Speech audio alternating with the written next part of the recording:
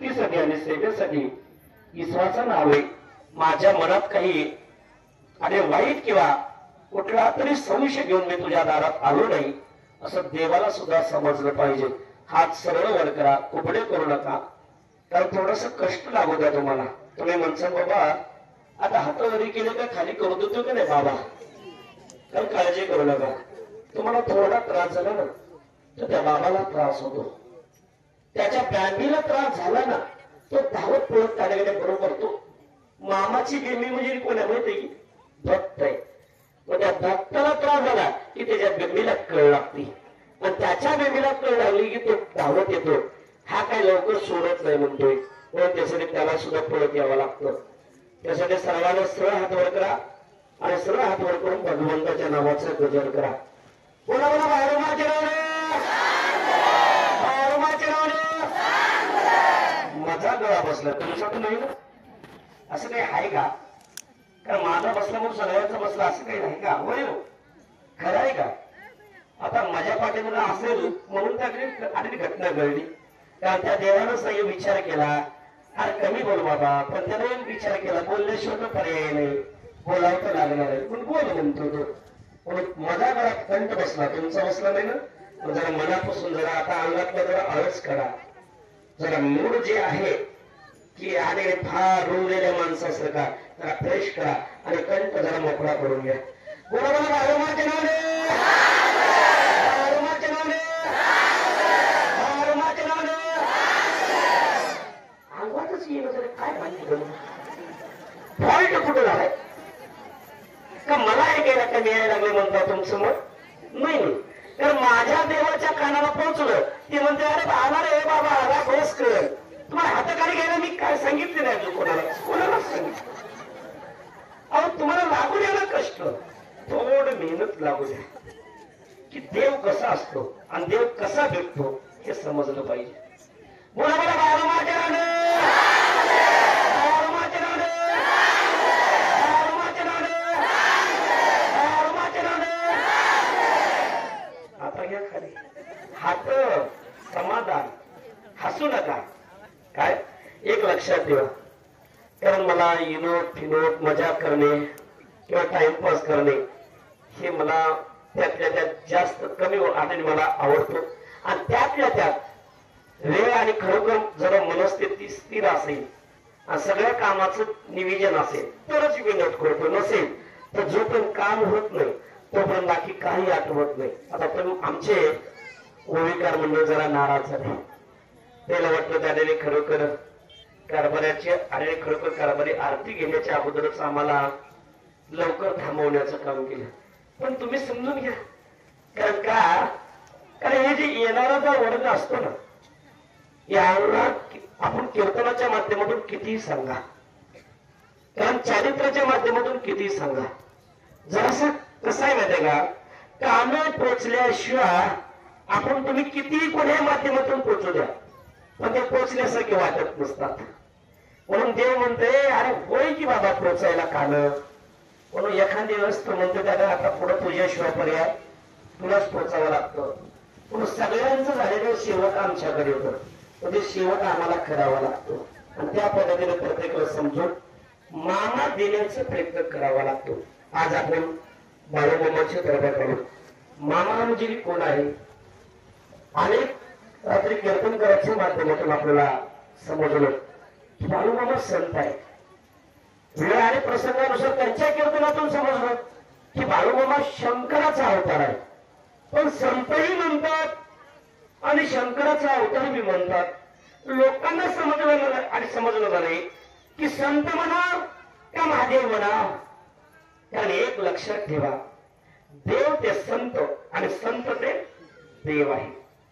पण त्याने एक लक्षात ठेवलं पाहिजे, आतापर्यंत ज्या ज्या संतांचा अवतार या सृष्टीमध्ये झाला ना, सगळ्या संतांना समजलं की या समाजाला सुधारणं होतंय तेवढं सुधारलं आपण. आता हे काही आपल्याला आवडायचं हे आपल्याला आवडणार नाही आता. म्हणून संत हाती अवघ्या सृष्टीच्या चाव्या कोणाच्या हाती होत्या? संत हाती अवघ्या सृष्टीच्या चाव्या होत्या. म्हणून संतांना ठरवलं आता आपण चाव्या आपल्याजवळ ठेवते नाही. आपण जर आपल्या जवळ चाब्या ठेवल्या तर महाराज आता आपल्यापासून चाब्या हिसकून घेत आणि हिसकाटून घेतल्याशिवाय राहणार नाही. महाराज म्हणजे कळालं ना, आज देवापेक्षा आणि संतापेक्षा महाराजाचं गुणगान मोठं झालेलं आहे. म्हणून त्याच्यासाठी संतांनी ठरवलं ज्यांच्या हातून आपण चाब्या घेतल्या त्याला परत केलेल्या परवडत्या. पण आपल्या हातून जर आपण चाब्या महाराजांच्या हाती दिल्या तर आपलं कसं, आपलं बी चालणार नाही आणि ते देवाचंही चालू देणार नाही.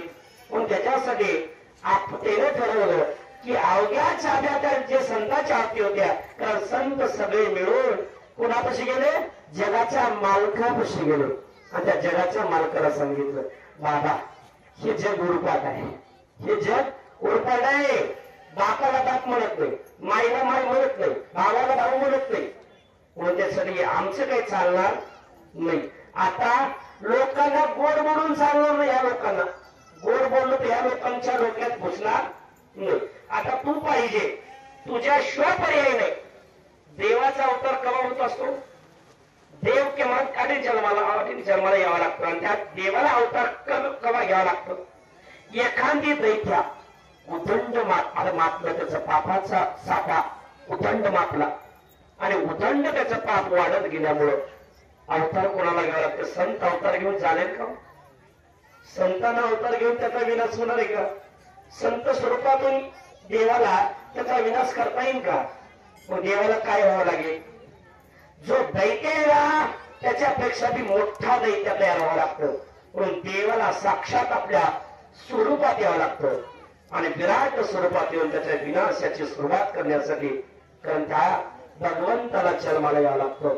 आज या जगामध्ये मामा काय सांगतो, रात्री कीर्तन करायला सांगितलं की डोंगरा एवढं पाप झालेलं आहे, डोंगरा एवढं पाप आहे आणि दोरा एवढं फक्त पुण्य शिल्लक आहे. दोरा म्हणजे याचा अर्थ कळतो का? महिला म्हणतो, पुरुष म्हणतो. दोरा कळतो का? दोरा दोरा कशाला म्हणतात?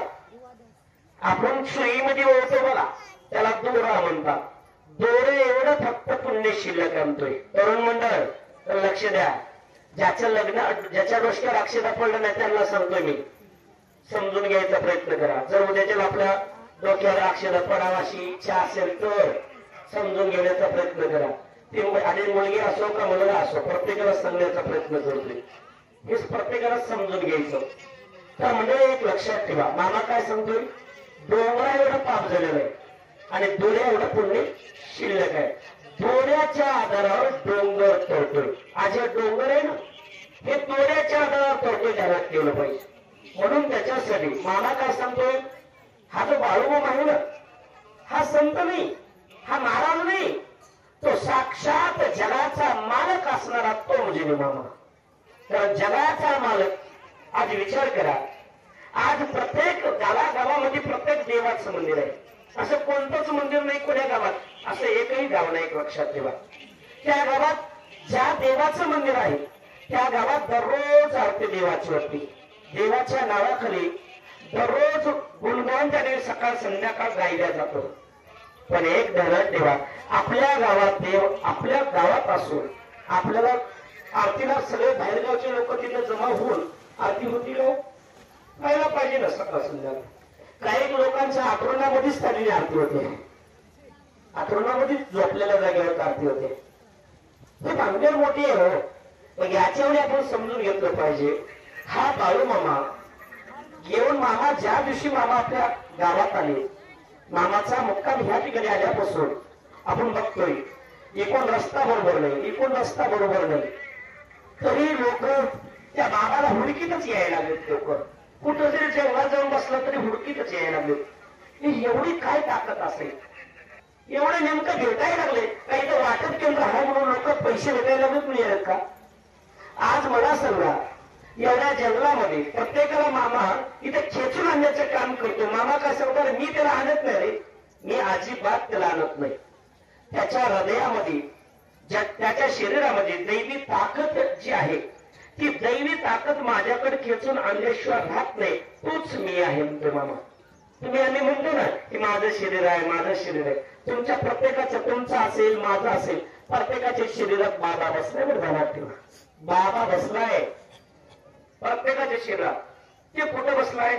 मामा काय सांगतोय, आपल्या शरीरामध्ये जे वैष्णव नावाची यंत्रणा आहे, वैष्णव नावाची यंत्रणा म्हणजे अन्न पचन करणे आणि अन्न बाहेर पाठवून देणे, त्या यंत्रणेचे नाव वैष्णव नावाची यंत्रणा आहे. मामा काय सांगतोय, वैष्णव नावाची यंत्रणा ही माझ्या नावची आहे, माझ्या नावची आहे. मी ठरवत असतो कोणतं अन्न पचवायचं आणि कोणतं अन्न जशाला कसं बाहेर पाठवायचं, ठरवणारा मी आहे. म्हणजे विचार करा, प्रत्येकाच्या शरीरामध्ये हा बाळूमामा खंबीर आपल्या नावाचं एक अस्त्र तुमच्या शरीरामध्ये सोडलेला आहे. ते म्हणजे एक यंत्रणा तयार करून ठेवलेली आहे, ती म्हणजे वैष्णव नावाची.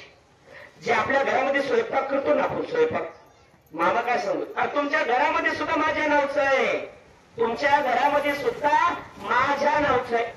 आपण जे स्वयंपाक करतो ना, ज्या अग्नीवर आपण स्वयंपाक करतो, तो मामा काय सांगतोय, अरे ती अग्नी सुद्धा मी प्रत्येकाच्या घरात आहे, प्रत्येकाच्या शरीरात आहेच, पण घरात सुद्धा मी, संसारात सुद्धा मी आहे.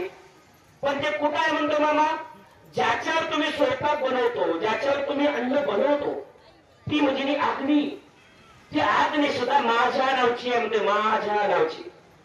ते काय शिजवायचं, काय कच्चं ठेवायचं, हे मी स्वतः ठरवत असतो, तो म्हणजे बाळूमामा म्हणतोय. मामा काय सांगतो माहिती का, हा बाळूमामा, अनेक लोकांना बाळूमामाच माहिती नाही. बाळूमामा बरोबर लोकांना वाटते संत आहे, लोकांना वाटते महाराज आहे, लोकांना वाटते महादेवाचा अवतार आहे. अरे महादेव नाही बाबा, सृष्टीचं स्वरूप असणार तो म्हणजे बाबा, सृष्टीचं स्वरूप असणार तो म्हणजे मामा. 33 कोटी देवाचं स्वरूप असणारा तो म्हणजे मामा, 33 कोटी देवाचं स्वरूप असणारा तो म्हणजे मामा. मामा काय सांगतोय, ह्या कलियुगामध्ये 33 कोटी देव उंदराच्या बिळात बसतील म्हणतो जाऊन. या कलियुगामध्ये तुम्हाला भेऊन देव कुठे जातील, संत कुठे जातील म्हणतो मामा. अरे 33 कोटी देवाचं स्वरूप संत असेल किंवा देव असेल किंवा देव ऋषी असेल, उंदराच्या बिळात जाऊन बसतील, उंदराच्या बिळात. आणि ह्या जगामध्ये अखंड माझ्या नावाचा, फक्त माझा म्हणजे माझा नाही, ह्या बाबाचा. हा बाबा म्हणजे कोण, बाळूमामा काय सांगतोय, अरे बाळूमामा नावाचाच ह्या जगामध्ये डंका वाजेल म्हणतो, डंका.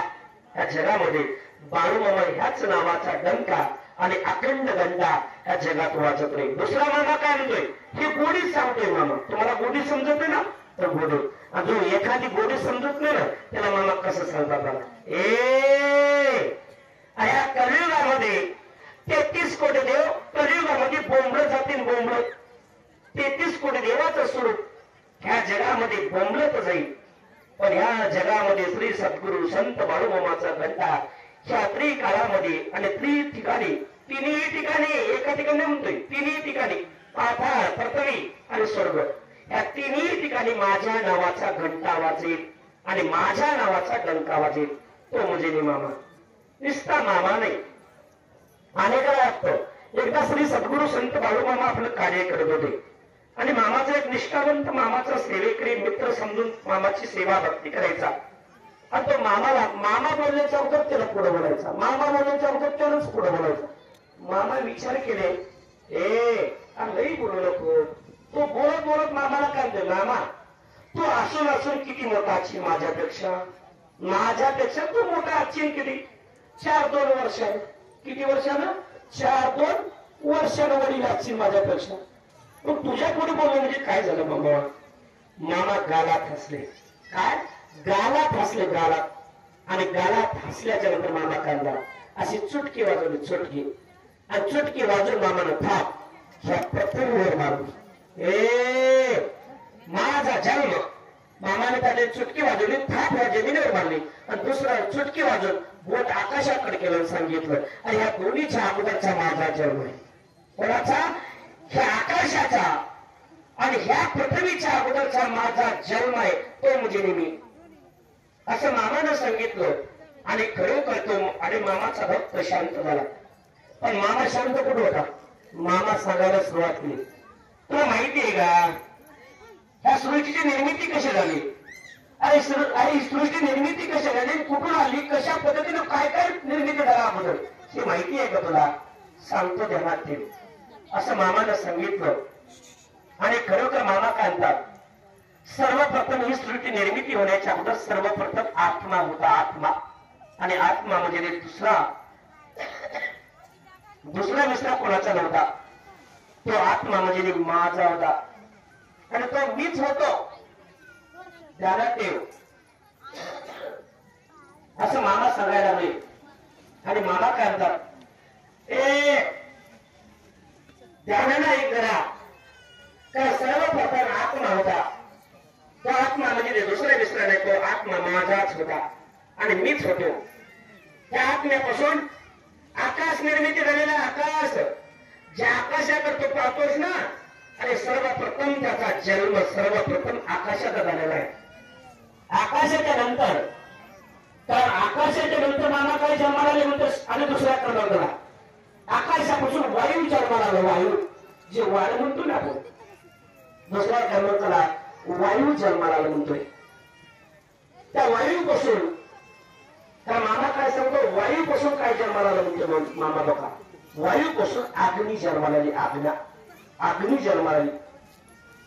तर आत्म्यापासून आकाश, आकाशापासून वायू, वायूपासून अग्नी, अग्नीपासून तर मामा 5 पंच महाभूत सांगतात. मामा ध्यानात ठेवा काय 5 पंच महाभूताचं महत्व मामा सांगायला सुरुवात करत होते. कारण आकाशापासून वायू, वायूपासून अग्नी, अग्नीपासून कारण त्याने पृथ्वी, असं मामा प्रत्येक पंच महाभूताचं महत्व मामा सांगत होते.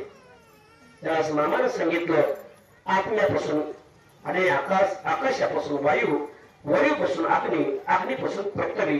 ज्या पृथ्वीवर तो राहतोच नाही, ज्या पृथ्वीवर तो वास्तव्य करतोय आणि तिचा शेवटच्या टोकाला तिचा जन्म आहे. तिचा जन्म हा सगळ्यात शेवटचा म्हणतोय मामा. आणि मामा पुढे काय सांगतात, एवढं सांगून मी थांबत नाही, पण एक लक्षात ठेव, या जगाच्या विनाशाची सुरुवात ज्या दिवशी होणार आहे, त्या दिवशी सुरुवात पृथ्वीपासून विनाशाची सुरुवात होणार आहे. आणि पृथ्वीपासून आकाशाकडे जाणार म्हणतोय. आणि प्रत्येक पंचमहाभूताकडे पृथ्वीपासून सुरुवात होत होत शेवटच्या टोकाला आकाशापाशी आणि आकाशापासून आत्म्यापर्यंत येणार. तर तो म्हणजे मी आहे. पण ध्यानात ठेव, जसं बाळूधनगर म्हणजे तू काय समजलंस नाही. आणि बाळूधनगर म्हणजे मी छोटं मोठं एक लोक समजू नकोस. जसं तर एखादी झेंडूचं बीज शेतामध्ये नेऊन टाकलं ना, आणि एक बीज जर शेतामध्ये टाकलं तर त्या बीजाच्या माध्यमातून एक झाड तयार होतो, त्याचं रोपटं तयार होतं आणि हळूहळू वाढत जातो. आणि त्याला कळ्या येतात, फुलांच्या कळ्या निर्मिती होतात. हळूहळू ते फुल सुंदर स्वरूपात येतं. आणि सुंदर स्वरूपात आल्याच्या जोपर्यंत त्याला आपण तोडत नाही तोपर्यंत फुलून जातो. पण ज्या दिवशी तर त्या झाडाची वय आणि त्या फुलाची कालावधी संपत आली ना, तर मामा सांगतात सर्वप्रथम ते झाड पिवळे पडतं. त्या झाडाचे पानं पिवळे पडतात आणि झाडाचे पानं पिवळे पडून त्या झाडाला जे झेंडूचं फूल लागलेलं आहे ते फूल सुकतं. त्या फुलावरला हळूहळू, कारण त्या फुलावरला सुद्धा हळूहळू हळूहळू वरचा तोरंबा सुकतो, फुल वाढून जातं. पण त्या फुलामधलं बीज मात्र कधी वाढत नाही. तो म्हणजे मी आहे. तर हे जग जरी संपलं तरी मी संपणारा देव नाही. तोच बाळूधनगर ध्यानात ठेवून ते मामा. मामा एवढ्यावर थांबत नाही, पुढे जाऊन सांगतात मामा, अरे हे जग जसं गौरीचं आणि गौरीचं खुंडूक असतं ना, आणि ते गौरीचं खुंडूक एकदा चेतून सोडलं ना, ते धुपत धुपत धुपत धुपत धुपत धुपत जळत जातं. आणि जळत जळत एक दिवस ते पूर्ण खुंडूक जळून जातं. आणि जळून गेल्याच्या नंतर शेवटच्या टोकाला फक्त त्याची राख राखी राख. तसे हे जग आता जळायला सुरुवात होणार आहे. पण ध्यानात ठेव, ह्या जगामध्ये जोपर्यंत ज्याच्या अंगी भक्ती आहे, ज्याच्या अंगी देव देव आहे, ज्याच्या देवावर विश्वास आहे, त्याचंच मी राखण करणार आहे म्हणतो मामा. ज्याचा विश्वास देवावर नाही त्याचं मी राखण करणार नाही म्हणतोय. तर दुसरी गोष्ट मामा काय सांगतोय, अरे ज्याच्या अंगी भक्ती आहे तो 4 दिवस सुखात राहील, आणि ज्याच्या अंगी भक्ती नाही तो 4 दिवस अगोदर मरण पावेल. असं कोण सांगतो? श्री सद्गुरु संत बाळूमामा सांगतात. मामा पुढे जाऊन काय सांगतात, अरे जे माझ्या बकऱ्यांचा तळ आहे, जो माझ्या बकऱ्यांची पालखी आहे, त्या पालखीच्या पाठीमाग माझ्या मेंढ्याच्या पाठीमाग मर्यायचा वेळे मर्यायचा त्या गाड्याचा ड्रायव्हर कोण आहे म्हणतो माहिती आहे का? मामा काय सांगतो, त्या मर्यायचा गाडा मर्यायचा गाडा आहे. गाड्या कोणाचा आहे? मर्यायचा आहे. पण त्या गाड्यामध्ये बसणारा कोण आहे म्हणतो मामा माहिती आहे का? आणि त्या मर्यायच्या गाड्याचा ड्रायव्हर मी आहे. कुणी कोण यायचं, कुठं येऊन थांबवायचं हे मी स्वतः ठरवत असतो. कोणाला घ्यायचं गाडीत आणि कोणाला घ्यायचं नाही हे माझ्या हातात आहे. म्हणजे अरे एक ध्यानात ठेव, इथून पुढे पापाचा साठा वाढत चालला ना, पण ध्यानात ठेवा.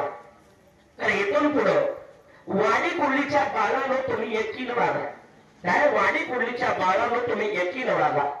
एकीनं वागसाल 4 दिवस सुखानं राहसाल.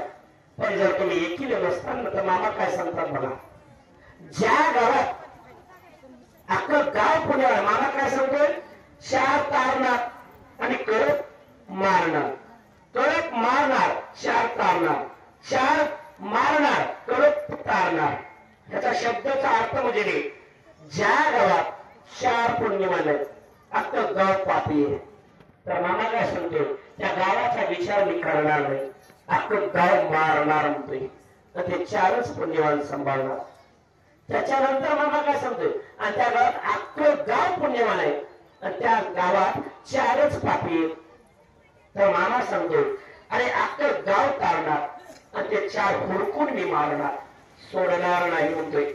ह्या जगामध्ये बाळू मामाचा डंका आणि हा सृष्टीचा विनाश आणि घडामध्ये बाळू धनगराच्या हातूनच होणार आणि बाळू धनगरच करणार हे ध्यानातून चालायचा प्रयत्न करा म्हणतोय मामा.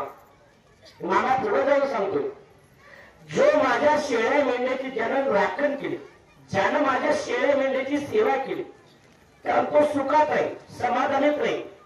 तर मामा काय सांगतो, अरे मेंढीचा मेंढका, मेंढीचा मेंढका देव स्वतः मेंढीचा मेंढका होऊन त्या मेंढीची राखण करायला लागलेला आहे. म्हणून ज्यानं माझ्या मेंढीची राखण करेल त्याचं मी राखण करेन. पण जो माझ्या मेंढीची राखण करू शकत नाही मी त्याचं कधीच आयुष्यात राखण करू शकत नाही. अरे मेंढी म्हणजेच मी आहे. अरे त्या मेंढीचा जीवात्मा आणि माझा जीवात्मा एक आहे म्हणतोय. अरे त्या मेंढीचा हाडमास आणि माझा हाडमास एक आहे म्हणतोय मामा. म्हणून त्याच्यासाठी हजारो लोक बाळूमामाच्या मूर्तीला पाहतात, मंदिर बांधलं, जे तिथे बाळूमामा आहेत म्हणून आपण भावना करतो. पण बाळूमामा कुठं आहे अजून सुद्धा कोणाला गणित लागलं नाही. कारण मामा कुठे आहे माहिती का, त्या मामाला सुख कुठे आहे माहिती की, अरे काचाच्या बंगल्यात नाही, सोन्याच्या मंदिरामध्ये नाही मामा. मामा कुठे आहे माहिती का, त्या मामा बकरीमध्ये आहे. जिथं मामाच्या शेळ्या मेंढ्या आहेत तिथं मामा आहे. जिथं शेळी मेंढी नाही मामाची तिथं मामा नाही. आज आपण आदमापूरला जातो ना, आदमापूरला बाळूमामाचं फक्त मामाचं समाधी स्थान आहे, हे सत्य आहे. पण 24 घंटे बाळूमामा कुठे आहे का, आपल्या बकऱ्यांमध्ये राखण करत आणि आपल्या बकऱ्यांचा राखण करत सांभाळ करत तो जगामध्ये निघालेला तो परमेश्वर आहे. आणि तो परमेश्वर स्वतः आज बकरीच्या माध्यमातून जसं शेळ्या मेंढ्याची राखण करतो ना, त्या माध्यमातून तशाच स्वरूपातून आज समाजाला एक दिशा देण्याचं, योग्य मार्ग दाखवण्याचा आणि त्या शेळ्या मेंढ्याच्या माध्यमातून जगाला, कारण खरोखर जगाला पुण्यवान करण्यासाठी प्रत्येकाची साडेसाती संकट निवारण करत आपल्या गाड्याच्या माध्यमातून फिरायला गेलाय. म्हणून त्याच्यासाठी आज आपण बाळूमामा पेशालोय आणि आज आपण पुण्यवान आहे. अरे पुण्यवान आहे बाबा. कारण मामा काय सांगतोय, 33 कोटी देव, ज्या ज्या देवाची पूजा आपण करतो ना त्या त्या देवाला सकाळ संध्याकाळ माझ्या आरतीमध्ये येऊन हाजरी नोंद करायला लागते. तो म्हणजे बाळूमामा. आरती म्हणजे कोणती, मामा काय सांगतोय, माझ्या तंबूची वाट आणि स्वर्गाची वाट एक आहे. तंबूची वाट आणि स्वर्गाची वाट एक आहे. तंबू म्हणजे मामाच्या मूर्तीच्या पाठीमागे तंबू आहे. त्या तंबूची वाट आणि स्वर्गाची वाट एक आहे. जो माझ्या तंबूच्या वाटेने येत असताना योग्यतेने या, व्यवस्थित या, चांगल्या माध्यमातून या, 100% तुमचं चांगलं झाल्याशिवाय राहणार नाही. मामा काय सांगतोय, अरे माझ्या शेळ्या मेंढ्याचं जे ठिकाण आहे ते म्हणजे एक कल्पतरुचं झाड आहे. ते ठिकाण म्हणजे कल्पतरुचं झाड आहे. जी जी इच्छा केली ती ती इच्छा पूर्ण करण्याची ताकद ह्या मामात आहे आणि ह्या झाडामध्ये आहे म्हणतोय. म्हणून त्याच्यासाठी आज आपण बाळूमामाच्या दरबारात आलोय. बाळूमामाच्या दरबारात आलोय हे आपलं भाग्य समजा. तर मंडळी, बाळूमामाच्या पालखीत येणं, मामाच्या पालखीची आरती भेटणं, मामाच्या पालखीतला प्रसाद भेटणं, मामाच्या शेळ्या मेंढ्याची सेवा घडणं, त्याला पुण्याशिवाय कुठलीच गोष्ट लाभत नाही, लक्षात ठेवा. म्हणून त्याच्यासाठी आज कन्याचा प्रसाद आहे. त्यातल्या त्यात कन्याचा प्रसाद आहे. कन्या म्हणजे काय? कन्या म्हणजे काय? या जगामध्ये औषध तयार केलेलं ते ठिकाण म्हणजे औषध. लोक ज्यांच्यापाशी गेलं ना औषध देत बसतात, जडीबुटी सगळ्या तयारी करून औषधी देतात. पण औषध बाळूमामापाशी कोणता माहिती आहे का? मामापाशी औषध आहे नाही असेल, पण औषध नेमकं कोणतं आहे? मामाच्या दरबारात औषध म्हणजे पहिलं औषध म्हणजे शेळ्या मेंढ्याची सेवा. दुसरं औषध मामापाशी, तर त्या मामाच्या दरबाराची आरती. तिसरं औषध बाळूमामाच्या दरबारात जो कन्याचा प्रसाद आहे, तर तो कन्याचा प्रसाद म्हणजे मामाच्या दरबारात एक औषध आहे. कारण ते औषध म्हणजे एवढं मोठं आहे, आपल्या अंगामध्ये कुठलाही आजार असू द्या, जास्तीत जास्त जेवढा आपण कन्याचा प्रसाद घ्यायचा ना तेवढा आपल्या अंगातलं पूर्ण आजार नष्ट करण्याची ताकद त्या ठिकाणी खरोखर त्या कन्यामध्ये आहे. आणि तो कन्याचा प्रसाद आज बाळूमामाच्या माध्यमातून आपल्याला भेटतो. ज्यावेळेस बाळूमामा होते ना तेव्हा मामा खरोखर नीतीनेमानं मामा सुद्धा कन्याचा प्रसाद बनवायचे आणि तो कन्याचा प्रसाद मामा प्रत्येकाला वाटायचे. तर मामा कोणा भक्ताला 4 शिवा द्यायचे, तर कोणाला 4 कन्या आणि कन्याचा प्रसाद. आणि मामा सांगायच्या बिराडामध्ये कन्याचा प्रसाद पोटभर घे. सिंहरोग म्हणून माहितीये का तुम्हाला? सिंहरोग. कुष्ठरोग माहितीये का? कुष्ठरोग. कारण एक बाळूमामा ज्यावेळेस होते कुष्ठरोगाचा एक कुटुंब म्हणजे मालकाला कुष्ठरोग झालेला होता, क्षयरोग झालेला होता. आणि ते पती पत्नीचं जोडपं त्या माऊलीला अनेक ठिकाणी गेली, पण उपचार कुठंच होत नव्हता. ज्यावेळेस उपचार होत नव्हता तर त्यावेळेस मंडळी खरोखर ती माऊली मालकाला घेऊन बाळूमामाच्या काळात आली आणि मामा होते हयातीत. त्यावेळेस मंडळी मामाकडे आल्याच्यानंतर मामानं पाहिलं त्या दोघा पती पत्नीला आणि ती माऊली बाळूमामाच्या दरबारात प्रसाद घेतली, भांडण लावून घेतली, मामाला नमस्कार केले. दुसऱ्या दिवशी सकाळच्या पाळी बरोबर ती माऊली कुठे गेली माहितीये का? ती माऊली मामाच्या समोर येऊन बसली मालकाला घेऊन आणि माऊलीनं मामाच्या समोर पदर पसरला. मामा माझ्या कुंकाला वाचवा. काय? माझ्या कुंकाला वाचवा मामा, माझ्या कुंकाला वाचवा, माझ्या धन्याला वाचवा मामा, माझ्या मालकाला वाचवा मामा. असं ती विनोदी मामाला करायला लागली. मामाच्या समोर पदर पसरून कोणाचं आणि कोणाचं आयुष्य मागत होती? ती स्वतःच्या मालकाचं आयुष्य मागून घेत होती मामाला. मामा तिच्याकडे बघून मामा करतात, अगं बाई तू माझ्याकडे घेऊन आलीस, पण याचा काय उपयोग होणार आता? ह्याचा उपयोग काय होणार आहे आता? त्यावेळेस म्हणाले खरोखर असं मामाला बोलत असताना मामाला ती माऊली म्हणली, मामा तुमच्याशिवाय पर्याय नाही. मामा म्हणले, माई मी एक अडाणी धनगर आहे. कोण आहे? अडाणी धनगर आहे. दिवस रात्र शेळ्या मेंढ्या राखणारा अडाणी धनगर आहे. आणि मला काय जमतंय त्याच्यातलं? मला जर हे काही जमत असतं तर शेळ्या मेंढ्या घेऊन फिरलो नसतो बोंबलत. मग त्यावेळेस ती माऊली म्हणली, मामा तुम्ही कोण आहेस ते चांगलं ठावक आहे.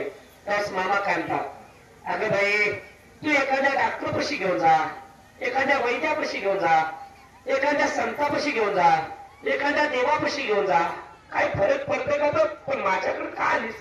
नाही नाही मामा तुम्ही कोण आहे सांग, आम्हाला चांगलं ठावक आहे.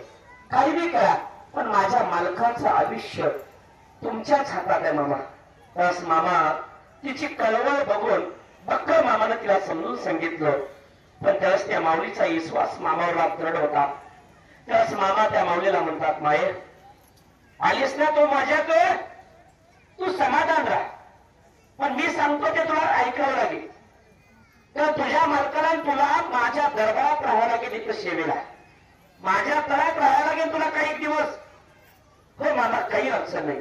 पण मामा काय सांगतात, तुला माझ्या इथं राहण्याचा अधिकार मी देतोय, परंतु तुझ्या मालकाला जो कुष्ठरोग जो आहे, जो स्नेहरोग आहे, त्या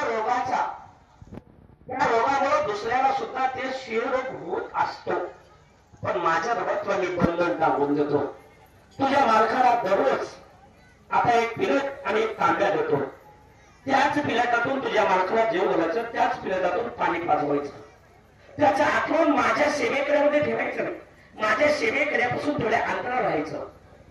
असं कवर मी सांगत ते तोपर्यंत, मी सांगतो तोपर्यंत. पण तिला शेरोग तिच्या मालकाला होता कसा, तिच्या अंगाला पूर्ण भेगा पडल्या होत्या, अंगामधून पाणी सुटलं होतं त्याच्यापाशी बसण्याची हिंमत कोणाची होत नव्हती. त्याच्याजवळ बसणाऱ्या माणसाला दुर्गंध येत होता, दुर्गंध, सुगंध नाही, दुर्गंध येत होता. बसण्याची हिंमत कोणाच नव्हती. तर त्यावेळेस मंडळी खरोखर मामाच्या काळात तो राहायला लागला. मामानं बंधन टाकून दिलं आणि खरोखर त्याने तो सेवा करत असताना मामाच्या पिल्यांची राखण करायचा. आणि ती माऊली खरोखर बाळूमामाच्या घरातले मुसरे भांडे खरकट जे दिसेल ते काम करायचे. अनेक दिवस चालत होतो आणि अनेक दिवस चालत असताना बघता बघता 6 महिना झाला.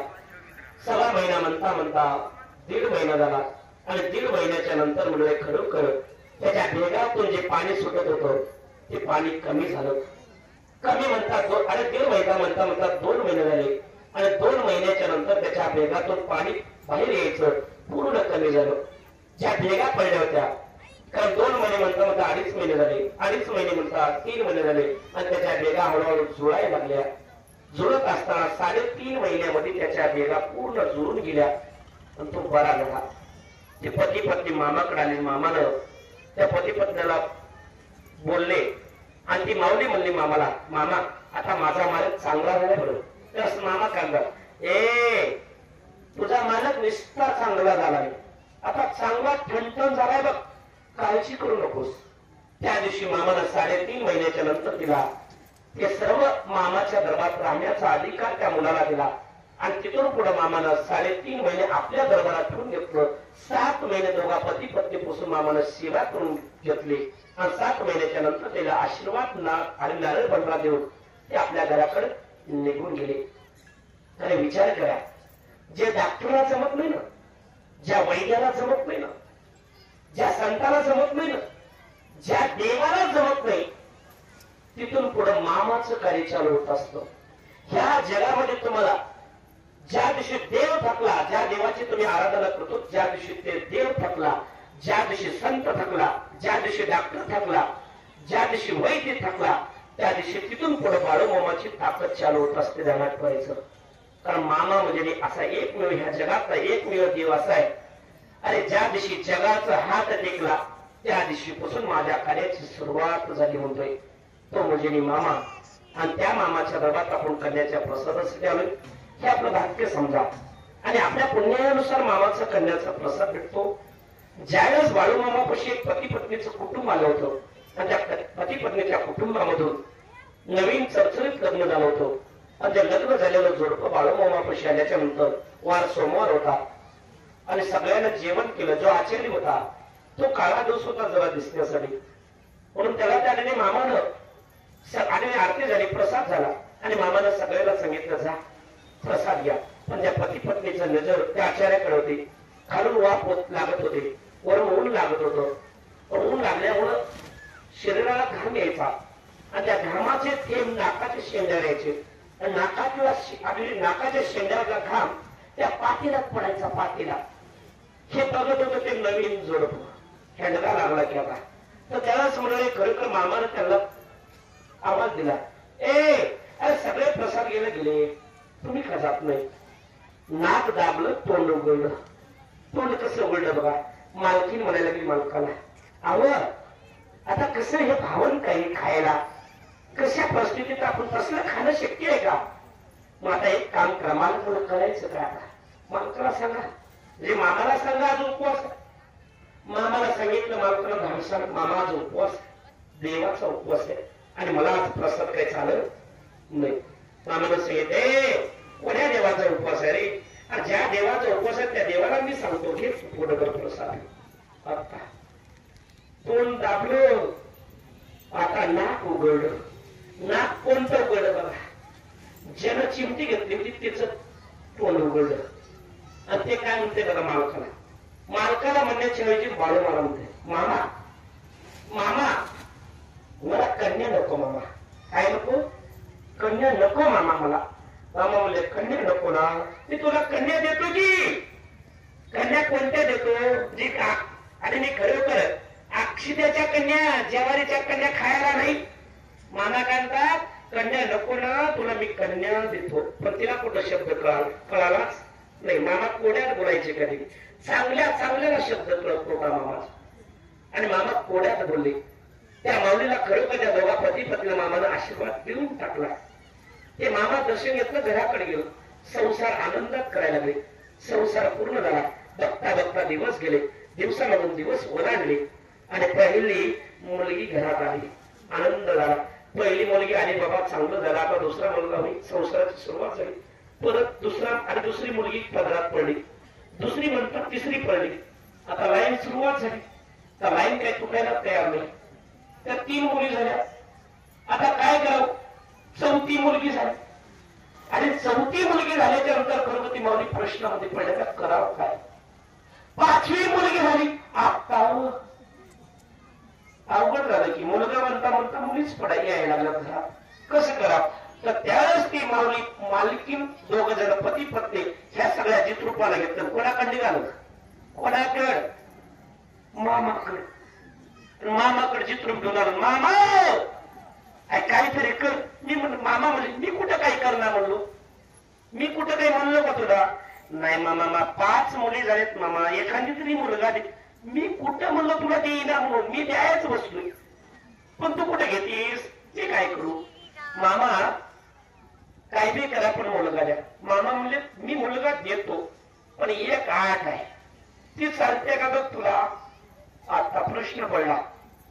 त्याच मंडळी खरोखर ती माऊली मामाला विचारली, मामा काय अडचण आहे? मामानं सांगितलं तर तुला कन्या खावा लागतात. कन्या कन्या खाल्लं तर बाबा जन्माला येईल. फुकट येणार नाही. पण ज्या आचार्याला बघून त्यानं कन्या खायचं नाही ठरवलं होतं तेच आचार्य फळ हलवा नाही. फजिती पुढंच. शेवटी आलं कुठं? तिथंच. आता कशाला म्हणते हे 5 बऱ्या कया कन्या बऱ्या? त्यास मामानं सांगितल्याच्या नंतर ते पती पत्नी म्हणले, मामा तुम्ही म्हणसान तितके दिवस आम्ही कन्या खाता, पण बाबा द्या आम्हाला. तर म्हणले खा मी देतो. त्याने गपचिप खाली मान घातली. कुठे गेले? फिरण्यात गेले. ताट घेतलं, पोटभर खालं. एकदा नाही, सलग 2-3 महिने मामाच्या दरबार दररोज यायचे कन्या खायचे, दररोज यायचे कन्या खायचे. घाम पडो का काही पिटू, पण कन्या सोडायच्या. बाळू मामानं 3 महिन्याच्या नंतर मामानं त्यांना बोललो, चा तुमची इच्छा पूर्ण होईल. कारण त्यावेळेस मामाला 5 मुली झाल्याच्या नंतर खरोखर त्यांना म्हणलं करायला. हे बाळू मामा मामाच्या दरबारात दोष चालत नाही, संशय चालत नाही. संशयानं बाळू मामा भेटत नाही. एकदा म्हणून एक पाटील होता, श्रीमंत पाटील होता. पाटलाला काय लागत होती? चपाती. पाटलाला भाकर, भात तुला आवडीनं. आणि ते बाळूमामाच्या कन्याला मामाच्या घरात कन्या व्हायच्या दररोज. पण त्या कन्याला काय म्हणायचं माहिती का तो पाटील? त्या कन्या कोण खावा म्हणायचा? ते कन्या म्हणजे हसोराचं खाते, हसोराचं खाते. ते आपल्याला खाणं होत नाही. मामा कशाला म्हणते? मामा गप्पच राहिले. मामा जायचं तर कर्नाटक पट्ट्यामध्ये आपल्या मेंढ्या घेऊन. आणि मामाने त्याला बोलून घेतलं. मामाने त्याला सांगितलं, अरे कर्नाटक पट्ट्यात मी मेंढ्या घेऊन चालू, पण काही दिवस माझ्यासोबत चल, चल माझ्यासोबत. नाही मामा मी तुमच्या सोबत आलो असतो. पुजारी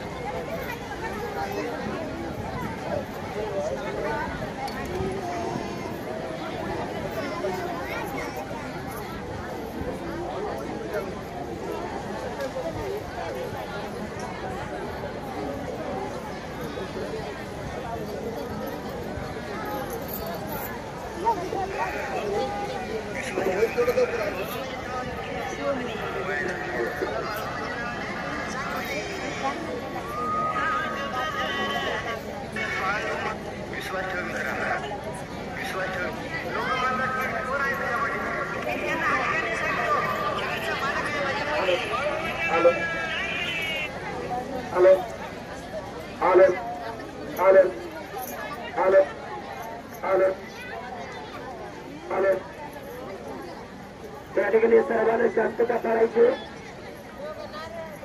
त्या ठिकाणी खरोखर पाठीमागच्या साईडला जे पटलेले पुरुष मंडळ तरुण मंडळ खाली बसून घेतलेले काय अडचण आहे तुम्हाला बस पडलं सगळं झालं. तुला काय पाहिजे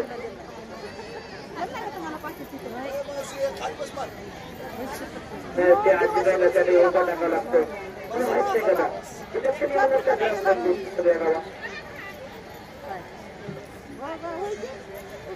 तर मंडळी खरोखर ज्यावेळेस ते पाटील पाटलाला मामाला सांगितलं बाबा तू माझ्यासोबत चल.